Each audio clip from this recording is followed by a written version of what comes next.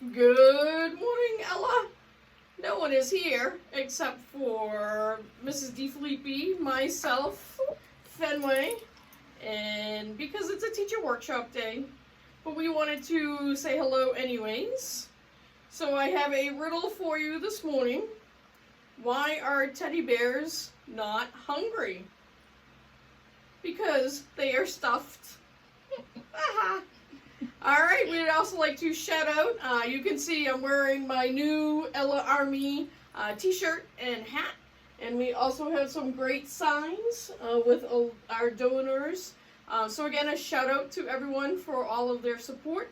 The Ella's Army will be at the New Hampton gas stations this afternoon from 3 to 8 o'clock. And tomorrow morning from 8 to noon. We're filling the boots for you, Ella, and your family to help with the costs for transportation. Have a safe trip down to Boston, Ella, and we will see you soon.